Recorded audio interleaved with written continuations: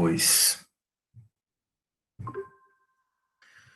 Então, boa tarde mais uma vez, pessoal. Vamos iniciar a nossa aula de bases sociológicas da educação do curso de licenciatura em Química. Hoje vamos estudar um pouquinho sobre materialismo histórico dialético. Lembrando que eu vou colocar uma outra aula, que não nesse formato síncrono, minha também, explicando, fazendo um resumo de todos os conceitos para estarem lá no AVA também. Então, vocês vão ter uma aula lendo o texto junto com vocês, que é essa aula síncrona, e a aula, né, com os conceitos que eu vou deixar no AVA para todas e todos. Então, vamos começar aqui a fazer a apresentação do texto. Quem quiser abrir o seu texto para a gente ler junto o texto do Marx, são conceitos muito importantes, né? Lembrando aqui, para quem quiser mandar depois o meu link, me denunciando de doutrinador, por gentileza, né? Eu faço aqui o comentário que a gente vai estudar de Durkheim, Weber, enfim, um bocado de outros autores, né? Althusser, Pierre Bourdieu. Então a gente vai estudar outros autores, então não é uma aula de doutrinação marxista, tá? Mas sim, nós consideramos a teoria do materialismo histórico dialético importantes para a compreensão da área de educação no Brasil, especialmente da teoria freiriana, tá? Mas vamos lá, então. Quem é o senhor Karl Marx? E aí, então, uma citação do próprio Marx, que é: o trabalhador é tanto mais pobre quanto mais riqueza produz. Quanto mais cresce sua produção em potência e em volume, o trabalhador converte-se numa mercadoria tanto mais barata quanto mais mercadorias produz. A desvalorização do mundo humano cresce na razão direta da valorização do mundo das coisas. O trabalho não apenas produz mercadorias, produz também a si mesmo e ao operário como mercadoria, justamente na produção em que produz mercadorias, na proporção, perdão, e justamente na proporção em que produz mercadorias em geral. Então, essa já é a tônica que a gente inicia a nossa aula de hoje, né, com essa frase fortíssima e importantíssima do Marx, né? O trabalhador é tanto mais pobre quanto mais riqueza produz, quanto mais cresce sua produção em potência e em volume. Ou seja, porque quanto mais produção tem esse trabalhador, né, mais valor ele está gerando, mais valia ele está gerando, e, obviamente, por conta do número de trabalhadores e da participação dentro do mercado, há uma competição pelos salários e uma desvalorização, porque o humano produz as mercadorias e produz a si mesmo as suas horas de trabalho como uma própria mercadoria. A gente chama de salário, na verdade, é o valor da mercadoria horas de trabalho, né? E Marx entendia que a gente, então, do mesmo modo, na mesma produção que produzimos as outras coisas do mundo, outras coisas, os objetos fabris, os objetos industriais, nós produzimos aquilo que nos faz existir, né? Da bola de brinquedo, né, dos utensílios de plástico, os de vidro, as roupas, quer dizer, os móveis, os eletrodomésticos, né, tudo que nós produzimos, o próprio alimento, é uma produção do nosso trabalho humano, né, nós estamos, na verdade, vendendo os produtos por nós fabricados e, ao mesmo tempo, as nossas horas de trabalho como mercadoria. Tá? Então, é necessário que nós entendamos esse ponto, esse aspecto da sociologia, que é importantíssimo, é crucial para a gente avançar. O trabalho, ele é considerado pelo materialismo histórico dialético. Toda vez que vocês ouvirem esse termo, eu vou explicar também melhor o que é isso, né? Mas ouvirem materialismo histórico dialético, nós estamos falando da teoria marxista da história, da teoria marxista de valor, da economia entendida pela sociologia marxista, né? E então nós estamos falando do trabalho e do ser humano tornado mercadoria, tá? Então vamos lá. E tem muita gente que não entende isso, tá? Que não quer, na verdade, nem entender, não quer entrar em contato com essa possibilidade de se pensar mercadoria. Porque nós somos tão superiores e melhores, né? Nós somos mais evoluídos que nós não entendemos os processos de objetificação. O que é isso? Objetificar é tornar objeto, tá? E se eu, ao produzir, eu me produzo enquanto mercadoria, eu sou tornado objeto porque comprável e vendível. Há uma relação de compra, de troca, na verdade, né? Mas, enfim, de compra e de venda da minha hora como mercadoria, que é o trabalho. E ao, então, trabalhar, eu estou me fazendo enquanto classe trabalhadora, estou me compreendendo como um sujeito da classe trabalhadora, e me pesa a certeza de que parte da minha vida é consumida nos meios de produção. Meios de produção do quê? Para subsistir, meios de produção da sociedade, tá? Então, não tem isso de que nós somos diferentes dos porque subjetivos dos processos que criamos ou dos objetos que criamos, né? Porque no próprio produzir, nos produzimos a nós mesmos também, tá? Então, pesado essa assertiva, né? Complicado, né? Mas ela é importante porque nos permite pensar como esses meios de produção ocorrem e como essas estruturas produtivas e fundamentais elas funcionam na produção de uma subjetividade feliz e, obviamente, num extremo da objetificação em que eu me perco pela alienação, tá? Então, vamos lá, introdução.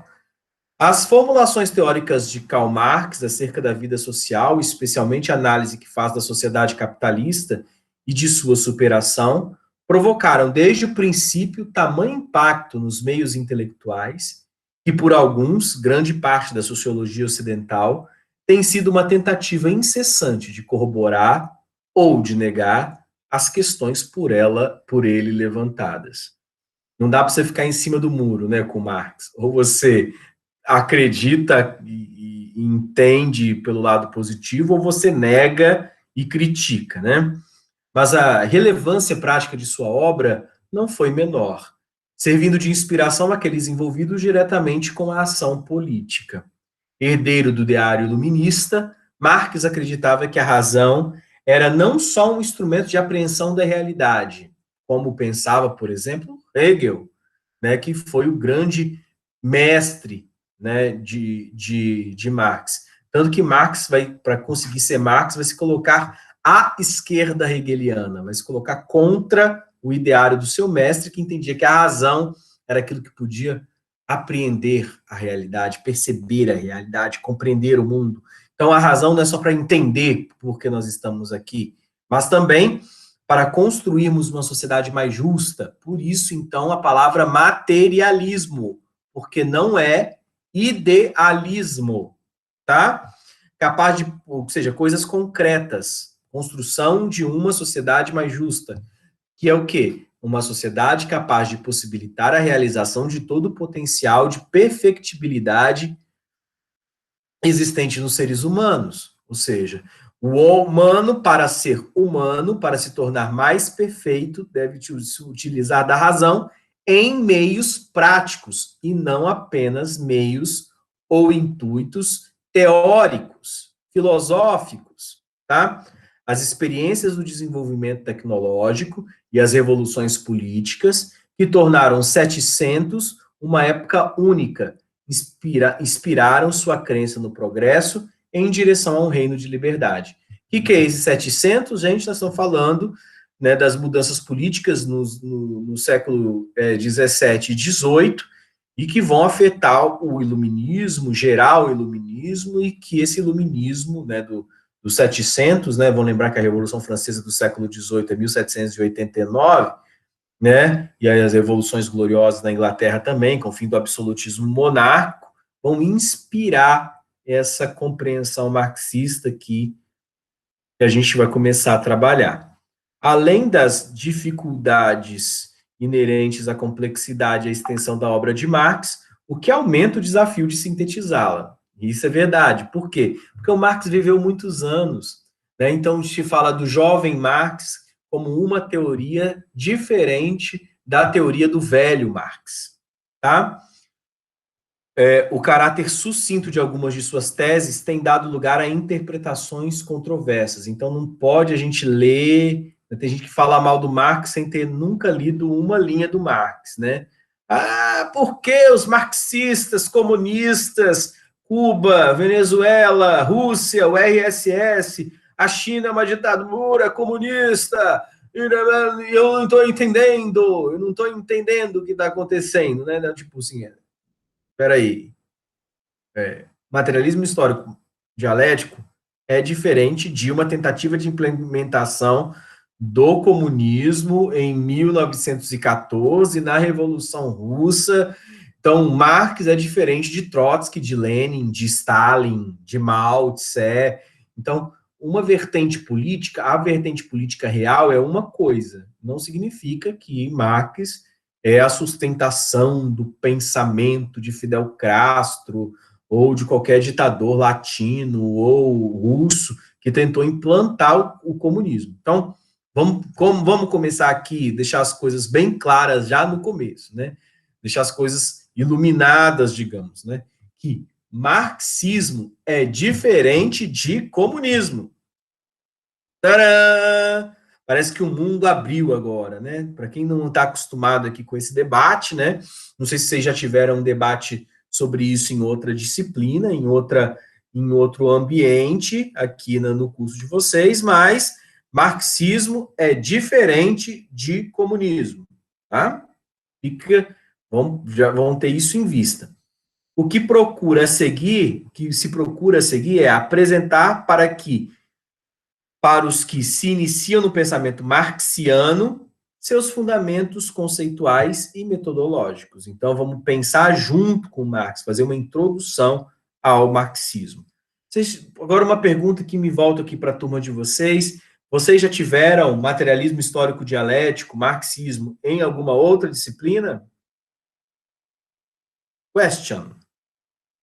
Me fale aqui abrindo o microfone ou no chat. Vocês já estudaram marxismo? Não, não. Não, não, não, não, não. Então, tá. Não tenho certeza, Rafael. Então, beleza, gente. Vamos seguir aqui. Acho que não, não, não, não. Então, ótimo. Melhor ainda. Vão ver marxismo comigo, então. Que sou marxista. Tcharam! Não, então, não tenho problema quando me chamam de marxista, porque eu realmente sou marxista. Tá? Então, assim, e sou freudiano. Então, eu comungo, eu bebo de um tipo de corrente de interpretação do mundo que é freudo-marxista, tá? O que significa freudo-marxista? Que entende o mundo a partir de uma ótica da psicanálise e do materialismo histórico dialético, né? Por que será, né? Por que será, né? Por que será, né? Por que será, né? Tá. Mas antes de vocês mandarem esse vídeo lá para o Ministério para eu ser assassinado, mentira, brincadeira, né? Então, tem coisa que a gente tem que tomar um cuidado para falar agora, né? Porque, inclusive, tem gente aí recebendo coisa. Não estou falando nada disso, não. Não tem nada a ver com o governo, tá? Tá gravando, tá verdade, né? Tá gravando. Eu não coloco isso muito público, não, gente. Coloco o lado não listado. Mas vamos lá, meus queridos. Dialética e materialismo. Rapaz, eu amo a Damares, cara. Vocês não falam assim nada dela, não. Ministra sensacional. Poxa, inclusive eu tentei concorrer ali para ganhar o concurso da máscara, né? Fiz ali uma máscara e, felizmente, o prêmio era conhecer a ministra. Não ganhei o prêmio, fiquei sentido. Foi uma menina aqui do Espírito Santo que fez uma máscara de vaquinha, que ganhou, inclusive, né? De gado, né? De mu, né? Gado. Então, assim, ganhou o concurso. Eu não como eu não sou gado, quer dizer, como eu não fiz a máscara da vaquinha, eu não ganhei. Lágrimas. Estou ainda muito triste com isso. Tá? Mas vamos seguir, então. Poxa, ironia não. Vê se eu sou irônico. Nem um pouco. Triste, isso mesmo, Lucas. Estou triste. Vamos lá. A tradição filosófica dominante na Europa até o início da modernidade pressupunha a existência, além do mundo sensível histórico, de uma outra dimensão mais real e povoada de substâncias ou de essências imutáveis que seriam os verdadeiros objetos do conhecimento. Vou repetir. Na tradição filosófica dominante na Europa até o início da modernidade, pressupunha a existência, além do mundo sensível e histórico. Gente, mundo sensível e histórico é esse mundo que a gente vive aqui, tá? Mundo seu, mundo meu, mundo nosso, que a gente vive aqui, tem uma história, tem um pai, tem uma mãe, sensível por causa dos órgãos dos sentidos, né? Tato, audição, paladar, né? Então, tato, audição, paladar, visão, enfim, essa compreensão do mundo pelos órgãos dos sentidos, essa percepção tátil, visual, né, do mundo, auditiva do mundo, quer dizer, estou no mundo sensível, né? Eles, além disso, acreditavam na existência de uma outra dimensão do real, que é as essências, tá? Eram conhecidos como essencialismo, né? E aí o essencialismo, acreditar em essências imutáveis ou ideias perfeitas, né, que é uma tradição herdada da filosofia clássico grega, em especial da compreensão platônica de mundo, né, de que as coisas teriam um universo ideal, foram complexificadas e, acima de tudo, na Alemanha, com uma corrente chamada de idealismo, né? E que tomou uma forma mais agigantada pela filosofia de Georg Wilhelm Friedrich Hegel, tá? Que eu vou falar mais aqui à frente. Mas então, existiria algo para além do real, sensível histórico, que era um real essência, que era um real ideia, tá? Em Hegel vai se chamar de Geist, ou espírito, tá? Sobre essa ótica, o movimento e a transformação no nível fenomênico eram considerados mera aparência ou concebidos como consumação de um ciclo inexorável, em que nada afeta o ser das coisas, constituído desde sempre e sempre idêntico a si mesmo, ou seja, imutável, eterno. Era o motor que fazia nas ideias as coisas funcionarem, tá? Eram os arquétipos do mundo, os exemplos, os modelos ideais presentes já na essência antes da existência, tá? Então, gradualmente, os caminhos da razão e da história irão se aproximando até que formas mais dinâmicas de entender a realidade acabarão por ocupar o lugar das concepções anteriores, tá? Então, vai se caminhando para um entendimento de uma leitura da realidade que vai se desapegar dessa concepção essencialista, tá?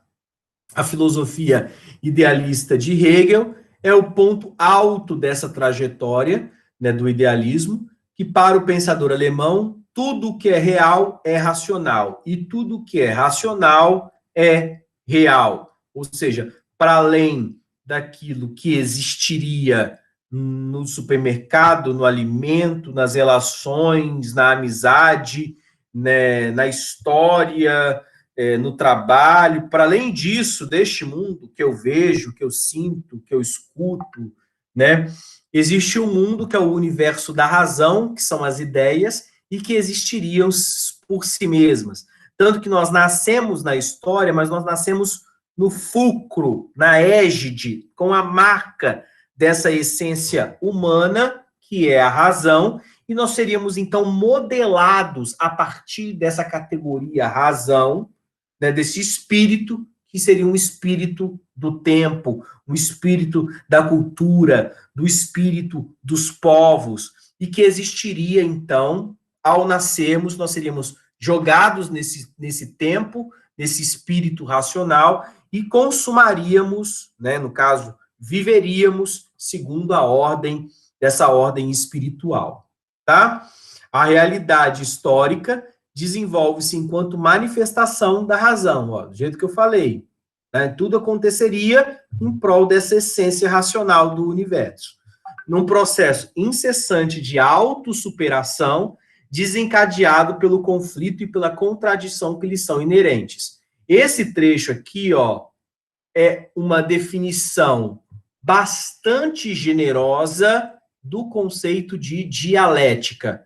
Porque se eu tenho superação que é ocasionada pelo conflito e pela contradição, nós estamos falando, na verdade, de dialética.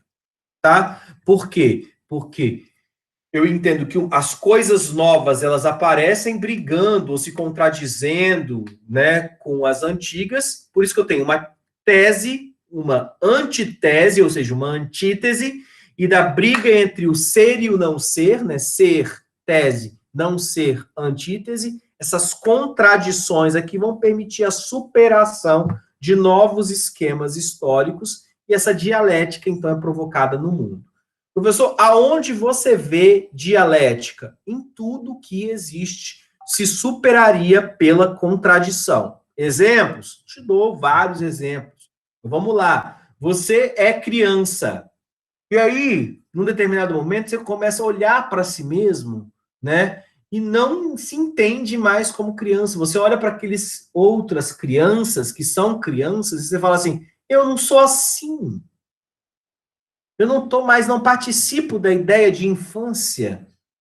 Então, eu sou um pré-adolescente ou um adolescente, porque me vejo em outro lugar que não é o da infância. Não me sinto mais brincando e feliz brincando com aquelas coisas. Não sinto que a minha cabeça é mais daquele jeito. Não sinto que o meu corpo é mais daquele jeito. Então, a criança é a tese. O que é a antítese ou a antitese? A ideia do adolescer, né? E aos poucos, então, as contradições nutridas, geradas, formuladas, fundamentadas, entranhadas nessa pessoa, criança, começa a construir no real algo que vem do ideal, que não é aquilo mais. Eu sou outra coisa. Eu sou o quê? Eu sou adolescente, né? E esse adolescente, então, supera a criança. E no real é formado por uma ideia, tá? Professor, então Hegel está certo, porque eu consigo ver isso em tudo, né? Você consegue ver essas contradições no próprio movimentar da vida, que esse adolescente vai começar, então, a um determinado momento, entrar também em contradição, porque ele quer participar de uma ideia de adultez, né? De juventude. Não, mas eu já tenho 16 anos e eu tenho que trabalhar. Eu tenho 18 anos e já transo, já faço sexo, sei lá. É uma característica da vida humana, da adultez. Ou eu já trabalho, eu já comecei a construir minha família. Você percebe, aquele adolescente, então, começa a entrar em contradição e as responsabilidades do mundo adulto, a maneira de vestir-se, de existir adulto, então, entra em contradição com a adolescência, a fase da adolescência, e você, no real, aos poucos, vai se construir como jovem adulto. Depois, adulto maduro. Depois, idoso. Depois, até mesmo o movimento das moléculas de degradação daquele corpo que foi enterrado ali no cemitério. Há um ciclo do nitrogênio ali sendo fundamentado, e eu vou servir de adubo molecular, orgânico, para que a natureza continue. Né?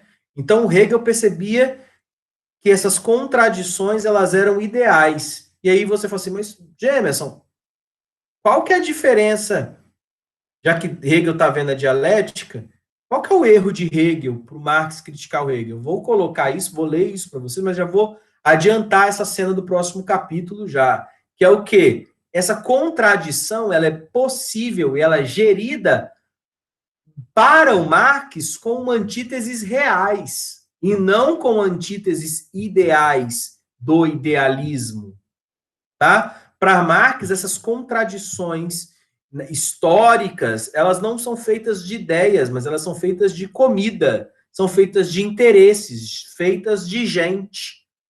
Nós entramos em dialética, movimento dialético, porque nós entramos em confrontos no real não racional, não nessa razão essência. Nós entramos em contradição dialética para montar a história nas revoluções, que são revoluções feitas de pessoas que possuem uma barriga que precisa se alimentar, que desejam e constroem suas mentes desejando coisas de felicidade e intenções de vida no real. Então, a teoria marxista, ela é extremamente forte, pungente, necessária, quando trata de nós intelectuais pensarmos os ambientes como ambientes reais. A escola, por exemplo, já que estamos falando de sociologia da educação, uma escola real, feita de pessoas que entram em contradições dialéticas. É o professor que chega com uma tese e o aluno começa a desconstruir essa tese, questionar, e aí essas contradições estabelecidas na dialética professor-aluno, o aluno então começa a ensinar para o professor ensina para o aluno, e aí o aprender é de ambos, então o professor ensina e aprende, o aluno ensina e aprende, e aí vamos nos construindo, nos fazendo, nos perfazendo nessa relação. Que é o quê? Real. Não é ideal. Mas tem contradições? Tem contradições. Tem mudanças de postura. Quem, gente, não muda as ideias, não cresce, fica ali parado, apodrece. O amadurecer é uma condição de se permitir deixar de ser o que é para ser outra coisa construída a partir das relações no real.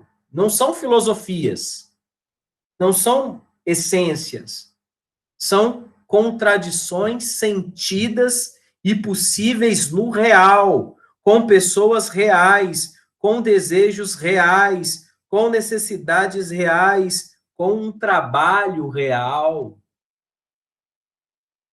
Tá?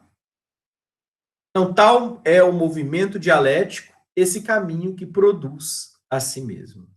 A noção de dialética, então, origina-se no pensamento clássico grego e, na verdade, no próprio Platão, e é retomada e reformulada por Hegel, que, discorrendo sobre a dificuldade de aprendê-la, ou apreendê-la, senti-la, verificá-la, diz, tá? Assim como a opinião se prende rigidamente à oposição do verdadeiro e do falso, assim, diante de um sistema filosófico, ela costuma esperar uma aprovação ou uma rejeição. E, na explicação de tal sistema, costuma ver somente ou uma ou outra. A opinião não concebe a diversidade dos sistemas filosóficos como um progressivo desenvolvimento da verdade, mas, na diversidade, vê apenas contradição. Tá? Então, nós temos a oposição entre forças, que podem ser... Ali ele coloca a oposição do verdadeiro e do falso, né? Mas poderia ser do novo e do antigo, tá? As oposições, as contradições, né? O esquema do bem e do mal, porque uma coisa hoje é boa, esse boa gerado enquanto tese vai se contradizer num determinado momento e vai se tornar ruim. E aí outra pessoa vai trazer o bom. O bom vem depois. Aí você vive aquilo ali, nós vivemos assim, né? É só a gente dar uma olhada nos movimentos sociais, por exemplo, nas vitórias sobre sociais existentes, né? Era dito em um determinado momento da história que a mulher deveria ser uma coisa e o homem deveria ser outra. Da mulher, o universo privado, a dona de casa, a mulher presa a ideia de ter que cuidar dos filhos. É bom a gente fazer essa referência hoje, 8 de março, Dia Internacional da Mulher, fazer uma reflexão sobre isso, que é pensar, afinal de contas, qual que é o lugar de cada um dos gêneros, né? A gente pode pensá-los de maneira dialética. né? E a mulher disse: eu não quero ser a dona de casa, eu quero ser apenas mulher, né? Também posso ser dona de casa, mas posso estar na indústria, posso estar em qualquer lugar que eu queira estar. E aí, então, quando a mulher vai lá e queima o sutiã, ela diz assim: por que eu posso menos do que o homem? E a história, então, começa a entrar num ciclo de contradições que são causadas pela revolução das mulheres em busca, de fato, de igualdade social, econômica e política no mundo. Isso foi concluído? Nós temos uma igualdade de gênero estabelecida? Não. É só para mostrar para vocês isso que está sendo colocado aqui, né? Uma hora, que no momento da história, se entendia que a mulher tinha um lugar, e a mulher disse não. As contradições começaram a ser geradas, as lutas, as brigas começaram a ser colocadas, as perguntas colocadas, os problemas necessariamente deveriam ser enfrentados, e aí então há uma insurgência, ó, entende a palavra insurreição?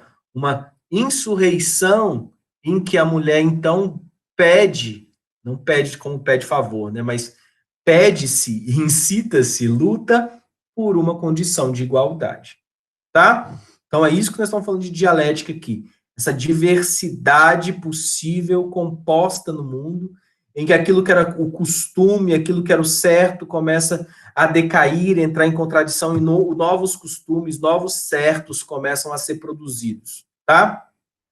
O finito deve, portanto, ser aprendido a partir de seu oposto, e o infinito, tem um erro aí na grafia aí, né, do texto, e o infinito, o universal, e é essa relação entre o particular e a totalidade, né, entre o finito e o infinito, que Hegel denominava de unidade dialética.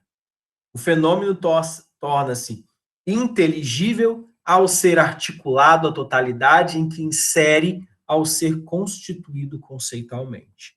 Na base desse empreendimento está o sujeito, que é quem realiza o esforço conceitual orientado a transcender. O que é transcender? Sair de si, a mudar, a progredir, né, de sair.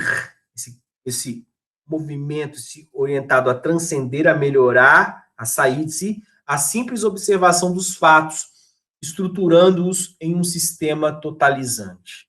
Tá? No entanto, este movimento de transcender, esse movimento de síntese, tá? Será sempre transitório, passível de superação, porque nunca estamos prontos e acabados. Nunca vai chegar um momento e falar assim, acabou, chegamos no auge da civilização e acabou. Chegamos aqui, não dá para você saber mais do que sabemos agora, não dá para fazer mais do que fazemos agora, não dá para ir além. Esse movimento nunca vai chegar. Bem, se chegar, a gente não sabe ainda que vai chegar.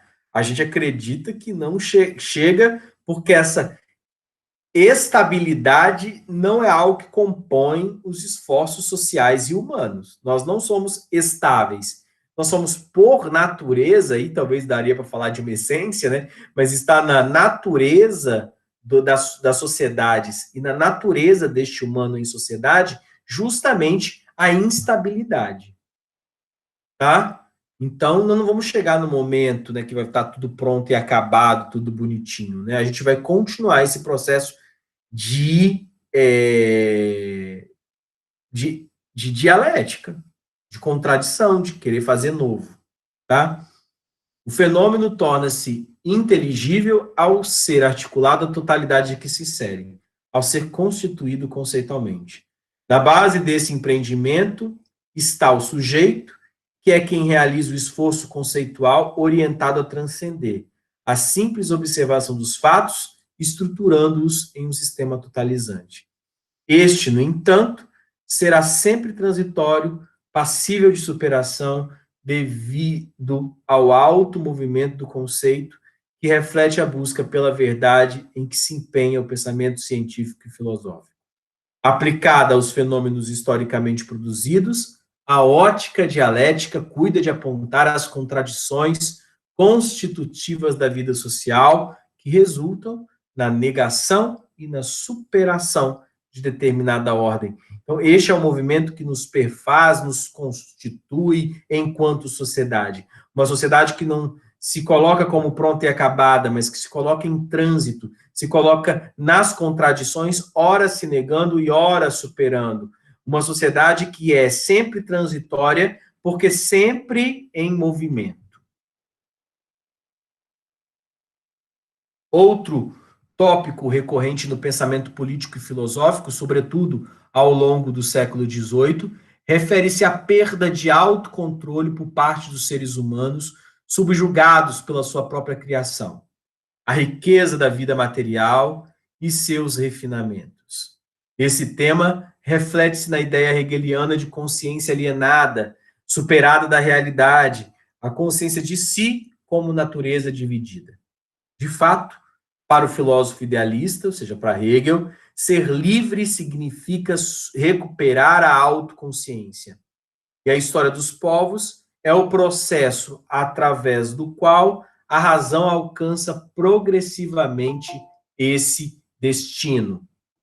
Tá? Então, é essa a égide, a marca com que Marx está nos colocando, né? Essa ideia de que nós vamos, pela razão, no caso Hegel, né? Hegel vai nos colocando que pela razão nós vamos alcançar o nosso destino, que é aquilo para o qual nós nascemos, tá? Que é esse reflexo de autoconsciência. Marx pega isso de Hegel, vai dizer que de fato nós estamos sempre buscando sair de uma consciência alienada. O tema alienação também é um tema marxista, mas essa consciência, o recuperar a consciência e sair da alienação para Marx é diferente de uma consciência de si como natureza dividida. É, na verdade, uma consciência do mundo e dos processos de trabalho e exploração econômica. Tá? Então, por isso, mais uma vez, em Hegel nós temos o idealismo e em Marx nós temos o materialismo. Após a morte de Hegel, seu pensamento foi interpretado e até certo ponto instrumentalizado politicamente por seus seguidores, o que deu origem a duas tendências. Uma conservadora de direita, outra esquerda, representada pelos jovens ou neo-hegelianos, entre os quais, encontrava-se Marx e Engels, né, como pensadores da esquerda hegeliana. Tá? De fato, o marxismo, desde seus inícios, manterá um intenso e duradouro debate com o idealismo hegeliano. Na passagem do idealismo para materialismo dialético, Ludwig Feuerbach, tá? Isso nos meados do século XIX, hegeliano também de esquerda, e um autor mais representativo do que Marx, tá?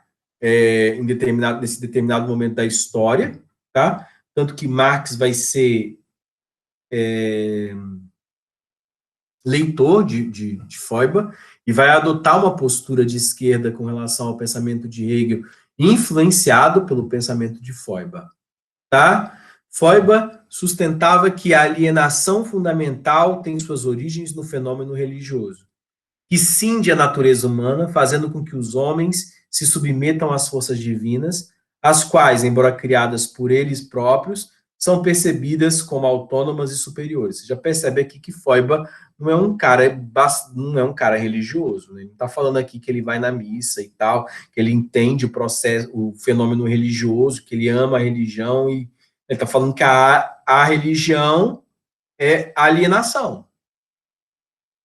Por quê? Porque ela nos separa, nos cinde, nos desagrega, fazendo com que os homens se submetam às forças divinas.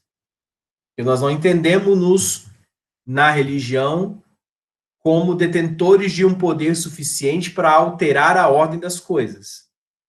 O pensamento de Feuerbach lê a religião como aquela que roga a Deus aquilo que o homem acha que não pode mudar.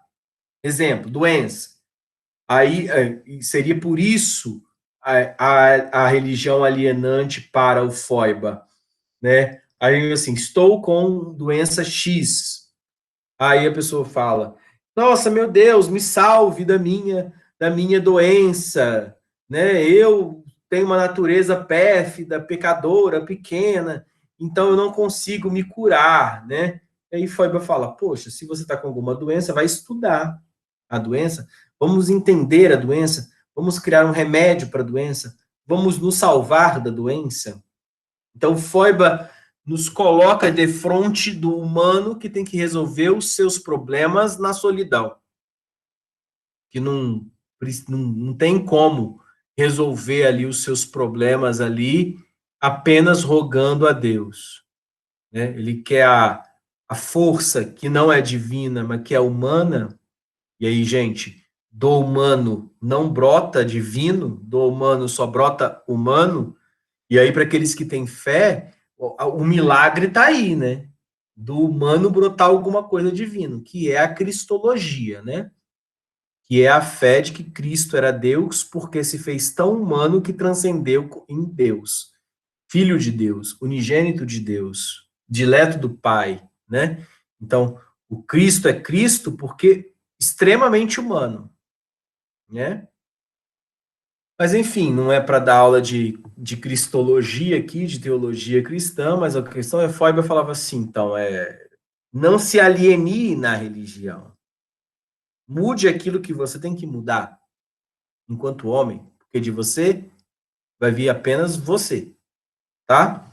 Então, o mundo religioso é concebido por Feuerbach como uma projeção fantástica da mente humana, por isso mesmo alienada.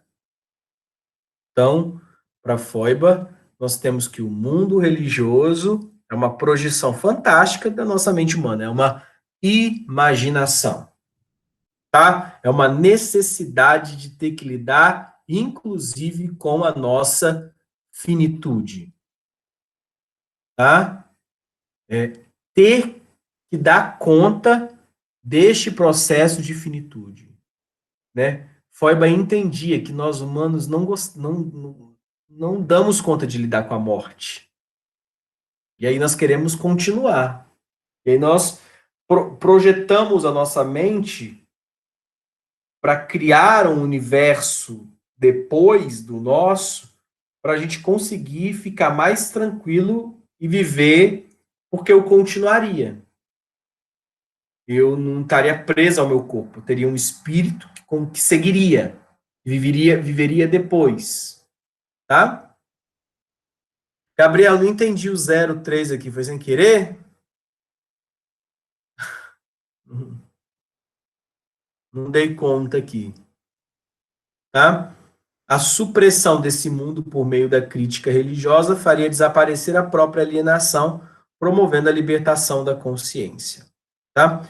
Embora inicialmente seduzidos pela tese de Feuerbach, logo Marx, beleza, Gabriel, sem querer, né? Logo Marx e Engels rebateram-nas vigorosamente por considerarem tal crítica religiosa um simples luta contra frases, né? Marx, eles gostam, né? Vão seduzidos pela ideia de Feuerbach, mas vão falar assim, isso é só falação.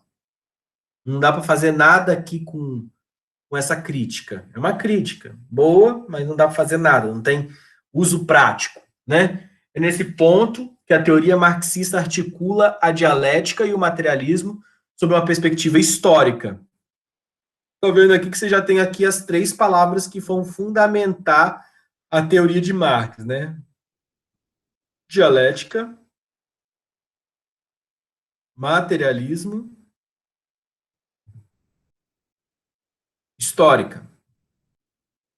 Porque se trata de um materialismo histórico dialético. Essa é a teoria, né? Materialismo histórico dialético.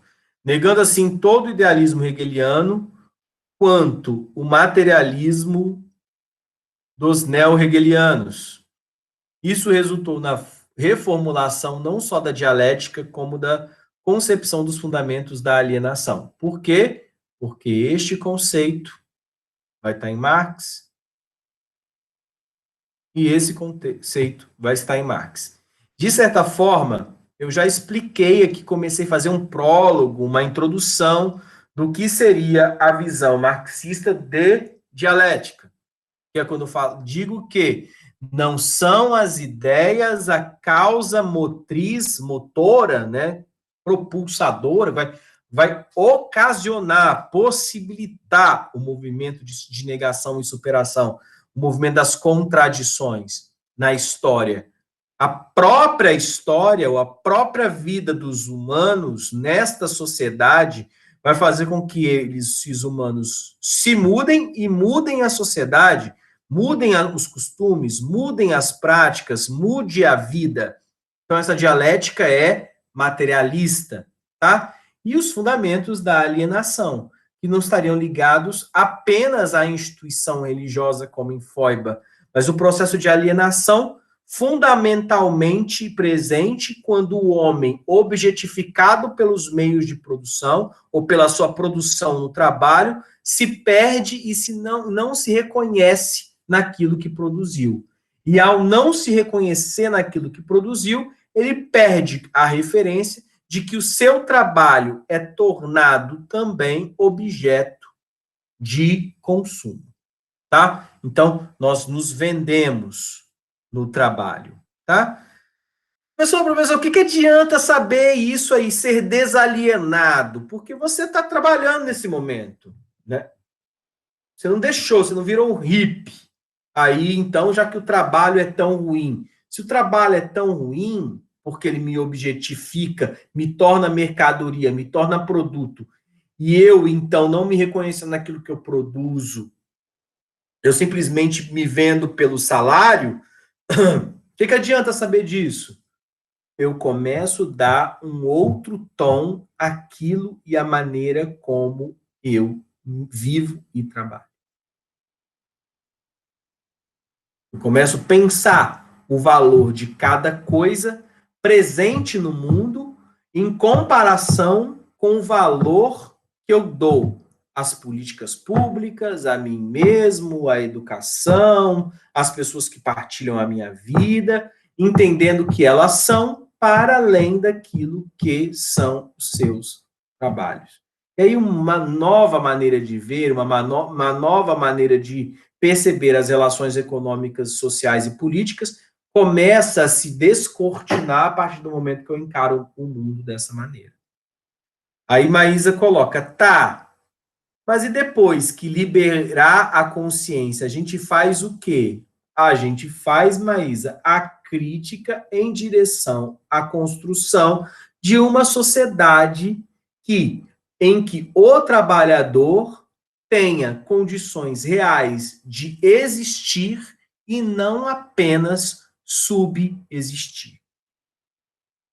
Há uma estruturação da classe que passa a se unir contra os manejos puros do capitalismo.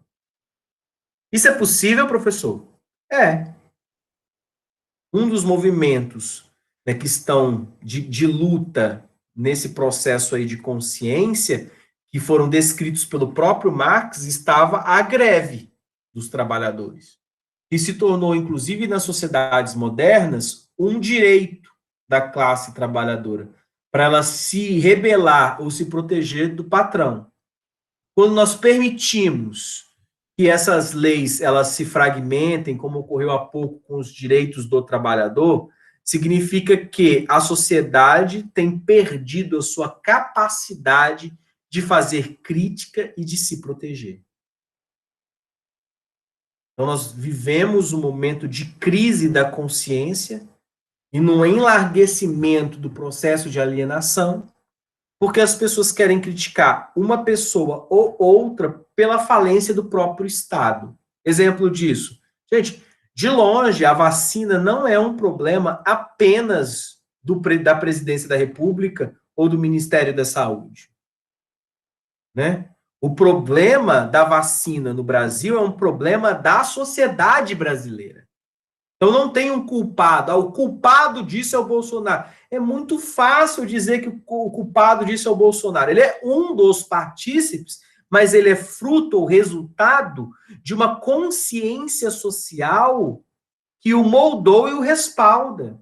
Tanto não é culpa apenas dele que você brigou com seu tio no WhatsApp que acha que tem que ser isso mesmo. Que tem que tomar ivermectina, azitromicina, hidroxicloroquina, que isso tudo vai resolver. Então a culpa é do Bolsonaro? Claro que não. Nós vivemos uma sociedade em que os nossos representantes, na verdade, são subproduto de uma modulação da consciência. Então, aonde está a culpa? Na própria estrutura social, organizacional e política que permitiu que essas situações que alguns criticam sejam a égide com quem a vida vai ser colocada, ou no caso, a morte. Chega a dói saber que esse cara é o reflexo de muitos brasileiros. De muitos brasileiros, não, Tainara. Da maioria. Porque vivemos uma democracia. Percebe? Essas contradições, então, acabam então mexendo dialeticamente com a história. E nós vamos ter que nos ver com as contradições da própria história. Nós já vemos isso acontecer. Tá? E a história cobra. Cobra. Tá? O para onde vai, o como vai, o que foi dito. Tem um poema do Tiago de Mello, inclusive, que eu amo. Tiago de Mello não é o nosso professor lá de bioquímica, não, tá? É o Tiago de Mello, um poeta brasileiro, e que ele diz assim, que uma das coisas que não volta é a pedra lançada. E isso é fantástico pensar, né? De fato, a gente é obrigado a viver as nossas contradições, os nossos processos de negação, os nossos conflitos, para fazer com que a sociedade evolua e vá para outra direção. Então, por isso, inclusive, nós temos processos eleitorais, porque as pessoas começam a ver, ih, deu ruim, voltei e está fazendo errado. Aí vamos ver como é que a maioria vai se comportar.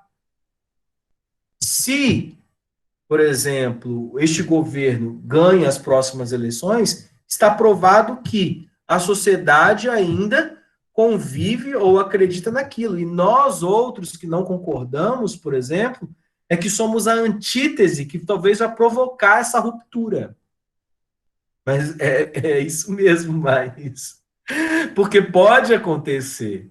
Então, quer dizer, a que grau de desenvolvimento a gente está? Aí o André coloca aqui. Depois eu volto na pergunta da Stephanie. Se ele fizer merda, a gente tira. Não sei que merda eles estão esperando. Qual delas, né, André? Qual é o tamanho que se quer ainda, né?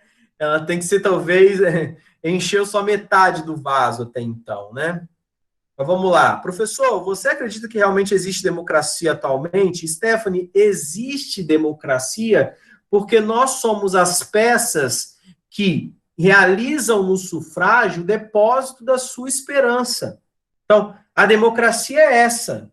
Você pode estar pensando, talvez assim, ó, não é democracia, mas é uma aristocracia, porque poucos mandam nos muitos. Sim, eu não estou dizendo em momento algum que nós não vivemos a aristocracia, porque a aristocracia, inclusive, é fã da meritocracia.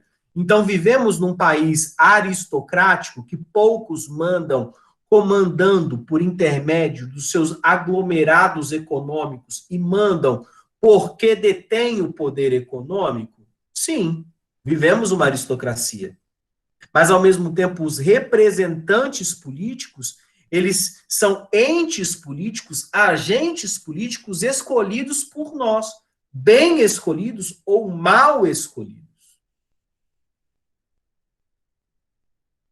E eles vão ser o sinal, o simulacro das nossas incoerências e dos nossos males. E, obviamente, daquilo que nós produziríamos de bem também dentro da nossa sociedade.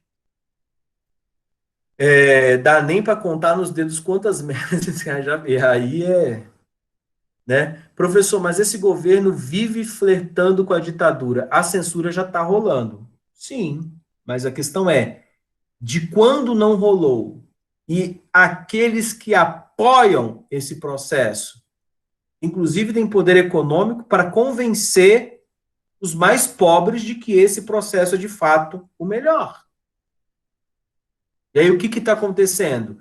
Se pensamos de uma maneira diferente, por que não conseguimos modular ou permitir um processo de desalienação? Porque quem perde o processo de disputa é que teoricamente estaria alienado. Nós é que não estamos conseguindo ver a verdade. E temos um pensamento talvez progressista ou não de direita. Aí o Rafael coloca: mas do que adianta falar que vivemos em uma democracia se quando tem uma mudança feita aparentemente pelo povo, aqueles que estão no poder não acreditam, falando que é fraude, golpe, e tentam negar a democracia que tanto defendem? É o que acontece. Mas é porque nós somos formados, Rafael, perdão, justamente por classes sociais. E as classes sociais só vão estar satisfeitas quando elas são privilegiadas. Aí o que acontece? A questão é, se a gente dividir, fazer uma cisão entre ricos e pobres, né, os pobres seriam a maioria. E aí eu vou pegar aqui uma frase muito comum do período da Revolução Francesa, que é: o que somos nós, inclusive terceiro estado, né? Nada. Colocando aqui para lembrar o nome do... Aqui, Abade Sier, Emmanuel Joseph Sier, tá? Escreve: o que nós somos, né? A nobreza não quer nada conosco, né? A não ser as influências, né? Mas enfim, Abade Sier falou: nós não somos nada, o que nós queremos? Ser alguma coisa, tá? Mas não é isso que nós vemos, né? Nós vemos muita gente vendendo o seu voto, não se interessando por seu voto, né? E aí o que acontece? Mas isso vai existir sempre, Rafael. Os que perderam vão falar que os vencedores fizeram alguma coisa de golpe, tá? Ah, mas são os entes políticos, não sou eu que fiz isso. É você que fez também? Porque você votou na pessoa que fez? Você deu contrato para a pessoa fazer em seu nome, né? É isso que nós vivenciamos, essas contradições. E elas nos cobram, de certa forma. Tenso, né? Tudo bem por enquanto, ou tudo mal, né? Mais alguma dúvida ou eu posso seguir? É tenso, gente. Bem tenso. Vamos lá, então. Stephanie me autorizou a seguir aqui. Vamos, Maria Eduarda também. Vamos lá. Marx e Engels questionaram o materialismo feuberiano, que se limitava a captar o mundo como objeto da contemplação e não como resultado da ação humana, né? Para Marx e Engels, o mundo é fruto da ação humana, do dispor humano, da ação, né? Por isso, não fora capaz de vê-lo como passível de transformação através da atividade revolucionária ou crítico-prática. É a unidade entre a teoria e a praxis que dá sentido à frase, abre aspas, os filósofos limitaram-se a interpretar o mundo de distintos modos. Cabe agora a gente transformá-lo. Então, não é apenas interpretar o mundo. Teoria e praxis devem estar unidas para a transformação por intermédio das teorias que nós criamos. Senão as teorias elas são apenas blá blá blá, falação. Para Marx e Engels, a alienação associa-se às condições materiais de vida e somente a transformação do processo de vida real por meio da ação política poderia extingui-la. Na sociedade capitalista, o sujeito que realiza as potencialidades da história é o proletariado. Por que, professor, é o proletariado? Porque, libertando a consciência alienada que atribui à realidade histórica uma aparência mágica e enfeitiçada. Ele busca esse sujeito para realizar essas potencialidades humanas, deveria sair desse processo de enfeitiçamento, tá? E provocar essa transformação, mas ainda vive, a maioria, no mundo das mágicas, o mundo da fantasia, o mundo da fábula, o mundo do acreditar naquilo que está no grupo do WhatsApp, no algoritmo. Nós temos essa problemática ainda da ética cibernética, da ética dos meios de comunicação, que não permite que um pensamento, né, chegue a um acontecimento, chegue a uma determinada pessoa por conta do histórico dos seus cliques. Então, nós não vemos o mesmo mundo. Hoje, inclusive, o mundo da informação não permite que nós enxerguemos ou tenhamos acesso às mesmas informações. Né? Então, existem pessoas que entendem o mundo a partir de uma ótica porque é só aquela ótica que chega para ela. Tá? Inclusive, eu faço muito esse movimento, né, de quando eu acordo, quando dá tempo, né, mas eu tento fazer isso todas as manhãs, de ler as cinco principais notícias do dia anterior com um jornal de direita e com um jornal de esquerda, para eu contrapor o mundo e tentar entender um pouco mais, para não viciar, inclusive, o meu algoritmo, a me mostrar apenas aquilo que eu acho certo e ficar cego. Porque não enxergar o outro lado é se tornar, inclusive, impossibilitado de fazer a crítica. Porque se eu vejo o mundo a partir apenas da lógica da minha tese, eu não permito as perturbações da antítese. E não me coloco diante da necessidade do diálogo, para entender o que o outro está fazendo ou pensando. Então, eu me torno, invisibilizador do outro e referenciador apenas dos meus próprios desejos e do meu próprio umbigo. E aí acontece um pouco disso que Rafael coloca.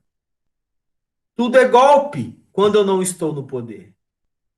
Mas o poder, na verdade, é nutrido, é possibilitado apenas por quem está ali, né? Por isso eu tento fazer esse negócio assim, gente. Cuidado para não demonizarem a pessoa errada. Talvez o processo de descredenciamento do presidente, na verdade, é um movimento que só está semeando mais ódio, porque, na verdade, ele ali é apenas o resultado, digamos assim, o que aparece do que uma parcela grande da sociedade deseja. Inclusive, reforça. Tá? Ficar atento, gente. Tem que ficar atento. Mas vamos lá, então, vamos ler mais um trecho de Marx. Hoje em dia, tudo parece levar em seu seio sua própria contradição. Vemos que as máquinas, dotadas da propriedade maravilhosa de encurtar e fazer mais frutífero o trabalho humano, promovem a fome e o esgotamento do trabalhador. As fontes de riqueza recém-descobertas convertem-se, por arte de um estranho malefício, em fontes de privações. Os triunfos da arte parecem adquiridos ao preço de qualidades morais. O domínio do homem sobre a natureza é cada vez maior, mas ao mesmo tempo o homem se converte em escravo de outros homens ou de sua própria infâmia. Até a pura luz da ciência parece não poder brilhar mais do que sobre o fundo tenebroso da ignorância.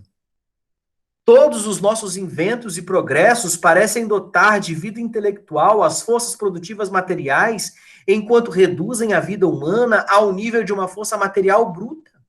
Este antagonismo entre a indústria moderna e a ciência, por um lado, e a miséria e decadência, por outro, este antagonismo entre as forças produtivas e as relações sociais de nossa época é um fato palpável, abrumador, incontrovertido.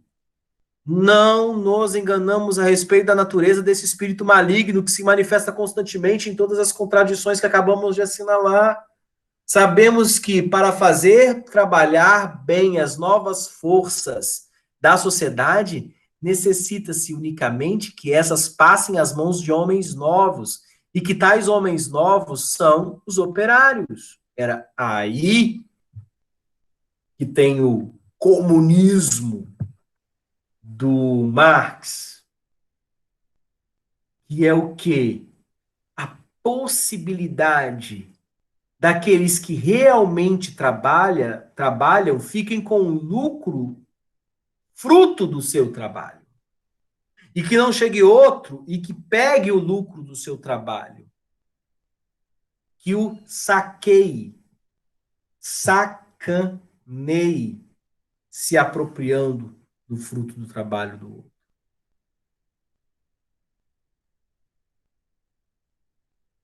Percebem? Vamos lá, o Rafael colocou aqui, concordo com isso de ver os dois lados, mas tem algumas falas que não tem defesa, não. É só asneira mesmo. Mas aí, Rafael, eu concordo plenamente com você. Mas para a gente conseguir fazer a crítica, é necessário que a gente não concorde. Não se trata nunca de concordar, mas para que a gente também não fique cego olhando apenas para aquilo que a gente acha bonito. O feio serve para isso. Entendeu? Quando a gente vê o trágico e a função nietzschiana que a gente tem do trágico, o trágico nos coloca a pensar, a fazer uma reflexão. Entendeu? Porque ela nos coloca ali na situação de você ter que lidar com as contradições do outro e progredir, pensar a estratégia, como eu vou convencer, né? Como é que eu vou mudar essa perspectiva? Como é que eu vou sair dessa perspectiva? Se você fica igual um monge no deserto, pregando para quem pensa igual a você, a sociedade vai continuar sendo a mesma.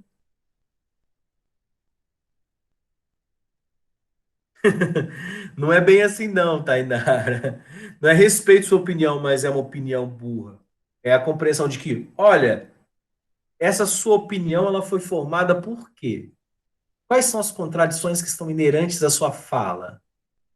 Se nós estamos falando de um vírus, por que você vai tomar um remédio de verme? O que no remédio de verme tem que vai fazer? Ah, é uma substância que vai ser liberada. E quais são os estudos científicos que... Não adianta a gente só na briga e dizer assim, você pensa de maneira ignorante. É isso mesmo, André. Sempre cai nessa daí, né? Você vem com mil argumentos e o Mini só... E o PT, e o PT, e o Lula, e o PT, né? Tipo assim, tô falando de Lula, não. Tô falando de vacina. Não é Lula. É vacina. Vou defender, né? Não tô falando de que era ruim antes ou não sei o quê. Tô falando de corrupção agora, né? Estavam falando lá do sítio em Atibaia, então se você quer falar propriedade com propriedade, vamos falar assim, então, sítio de Atibaia versus mansão do Eduardo Bolsonaro. Vamos colocar, então, casa com casa, né? Cachorro com cachorro, né? As coisas têm que ser do mesmo nível, ser conversadas e faladas do mesmo nível. Né? Mas esse trecho aqui do Marx, ele é interessantíssimo porque ele faz a gente pensar de que essas contradições elas fazem parte do processo de trabalho. E Marx está fazendo o papel aqui agora de historiador, pensando o seguinte, nessa questão dos meios de trabalho, né? Por que, se eu estou aqui criando uma máquina para ajudar no processo de melhoria da produção, por que que essa máquina que os homens estão criando gera fome entre os próprios homens? Como pensar? A gente tem que pensar economicamente, já que alguns postos de trabalho vão ser extintos por conta da tecnologia, quais os outros postos de trabalho devem ser gerados para manutenção da economia social? Porque se gera desemprego, se gera fome. E aí a fome e o desemprego vão gerar violência. E a violência, um estado de guerra de todos contra todos. Ou estado natural, sem lei, sem estado do Hobbes. Então eu tenho que pensar numa sociedade da maior quantidade de pessoas, no caso de pleno emprego possível, de produção possível. Ah, tem muita gente, não sei o quê, sem emprego, papapá. Como gerar novos postos de emprego? Inclusive, eu acredito na base da teoria keynesiana, que é uma responsabilidade do Estado ajudar a economia liberal a resolver esse problema.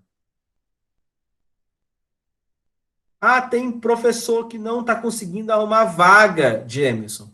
Mas é porque também tem professor trabalhando de manhã, de tarde, de noite, em 3 turnos, em 3 escolas diferentes, para conseguir alimentar a sua família.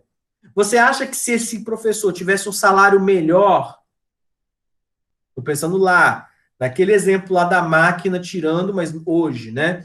Se aquele professor tivesse um salário melhor, dignificado nas suas cadeiras, ele ia querer estar em 3 turnos ao mesmo tempo?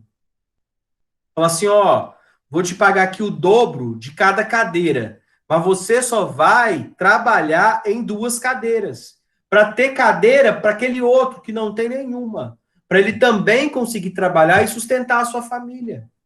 Então, quer dizer, às vezes a gente tem que fazer um planejamento, inclusive das horas de trabalho na sociedade. Ah, Rafael, aí você quer gerar aí o que uma controvérsia aqui, mas tem professor que não dá aula, mas tem todo lugar tem que não, alguém que não faz alguma coisa. Tem aluno que não lê o texto, joga para você a questão, né? Tem aluno que não liga o vídeo para ver o vídeo da aula, tem aluno que não participa em lugar nenhum, quer dizer, vou jogar, tá? Quer dizer, o aluno tem o professor que merece. Uai, professor, agora eu vou dar minha opinião aqui. Mas eu acho que é muito reflexo do professor. Se o professor não faz por onde, por que que a gente vai fazer? Mas aí há um processo de convencimento, de disputa, de briga, né? Não é simplesmente, estou colocando aqui só uma questão Você que é, chamando para responsabilidade. você Hum? acha que a gente vai brigar com o professor que é CLB pra caraca para poder trabalhar, para poder fazer o mínimo? A gente Ah, não recebe nada e está aqui em casa tendo que pagar 1.000 coisas para poder se virar com 1.000 matérias, que o professor tem uma das matérias mais difíceis e a gente está aqui e ele simplesmente fala que não tem como dar aula. E a gente que somos os culpados, nós não, alunos, tô nós, falando não, Tainara, nós não é isso que alunos eu somos o falei, não. reflexo do professor. Não, falei isso não. Eu falei que cada um tem a sua parte de responsabilidade no latifúndio. Não estou falando defesa de quem não trabalha, estou falando que existem bons profissionais em todos os espaços. E aí há a responsabilidade de todos nesse processo. Ou não? Entendi. Tá bom. Foi só uma deixa. Ah. Ai, Foi só ai. para verde. O quê? Foi só para jogar um verde. Mas qual o verde, gente? Me fala na boa, então. Vamos dar uma paradinha aqui na aula. O que está acontecendo? Qual o problema que vocês estão passando? Uai. Joga real Não, comigo. professor, tá gravando. Pode O não. problema tem nome endereço, professor, é tá Cagliari. gravando. É Se isso. fosse- Falei. Peraí, então vamos fazer o seguinte. Vamos dar um tempinho na aula e nos vemos então daqui a pouco voltando a falar sobre teoria marxista. Beleza. Eu já falei, já tá gravado aí.